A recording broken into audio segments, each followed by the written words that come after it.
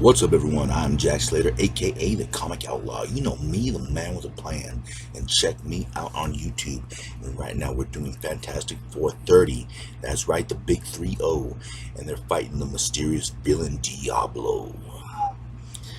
And he has a different strategy for beating the Fantastic Four by going through one of the members, Benjamin J. Grimm, the Thing.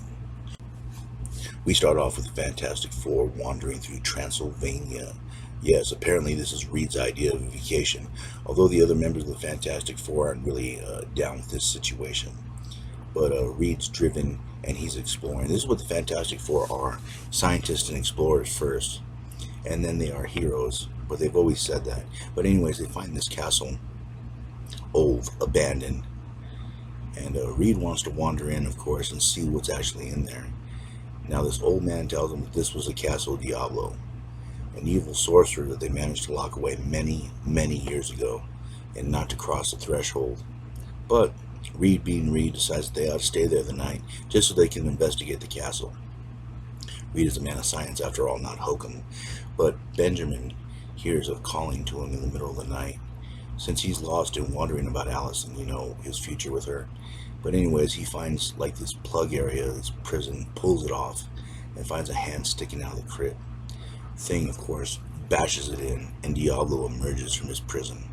The Fantastic Four go looking for him, but they find Diablo in a new Ben Grimm, a more human-looking Ben Grimm, even though he's still in his rock form. And he basically says, he's working for Diablo now. He's done what Reed could not, and in his mind probably would not do. At this point, Ben's probably pretty frustrated with Reed and his potions. But Ben starts defending Diablo. The Thing actually goes after the Fantastic Four and starts taking them out one by one. I mean, he knows all their strengths and weaknesses. He knows how to fight them, and the Fantastic Four don't really want to fight against family. But now Ben has joined Diablo, and Diablo starts making these miracle cures, all over the world.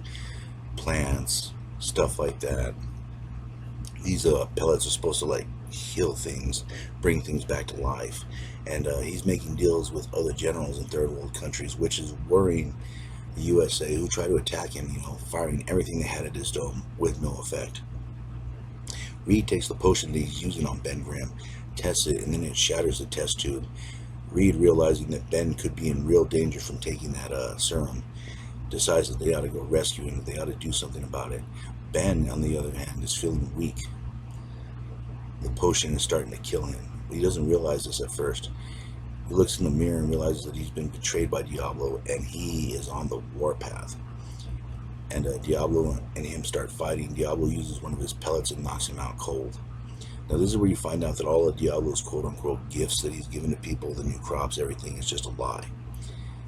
But the Fantastic Four head off to stop him into his castle in Transylvania. Of course, he already has soldiers there, pledging their loyalty to him. They fire heat-seeking rockets, and this is a trick that Johnny has done before. He kind of leads the rockets away and boom, boom, boom. But Diablo has a plan B, yes, a big hose in order to extinguish him, but the Invisible Girl steps in and kind of turns the hose on his men. Diablo's wondering what's going on, and then he realizes that it's the Invisible Girl. She points the hose at him, but he uses a spell in order to rot it out. And she's using her powers. Apparently, she makes him invisible by making herself visible. And the troops just kind of stomp on him because they don't see him. So they literally just run him over, or they're firing through him. This puts Diablo in a panic because he needs to get away. He's not exactly bulletproof.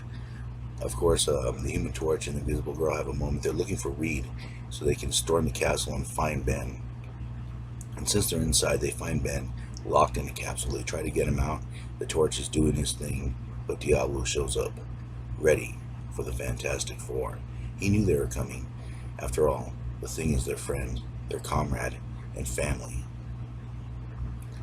Of course, Reed reaches out, but he pops a capsule, and these capsules do a lot of different things. They put out Johnny, for example, who's flaying, but as they both run towards Diablo, he's ready for him. Fires off yet another capsule, knocks him out, and then he takes out Sue. And now They're all locked in these capsules, and he's going to drain their energy, kill them. But the thing wakes up angry. He pushes the glass and shatters something that should never have been shattered. Diablo looks realizing that he's in a bad situation. An angry thing starts stomping his way through all his traps, his gizmos, and breaking down his castle, making Diablo pay for tricking him, making Diablo pay for the fact that you promised a monster humanity. And now Benjamin's going to show him what a real monster is. He takes a suit of armor and crushes it, throws it like a cannonball, and starts smashing different sides of the wall. Diablo, with all his powers and his pellets, really has no choice but to run. He escapes back into the crypt, the place that imprisoned him, and Thing puts the plug back in. And not only that, in pure rage and wrath, he shatters the castle. As the Fantastic Four wake up out of the capsules, Thing is there to provide a way out for them, to save them. After all, they are family. And as the castle falls and Diablo is locked away, they're grateful they have each other. And, of course, no one in Yancey Street has to know. And I'll catch you on the flip side. Yeah.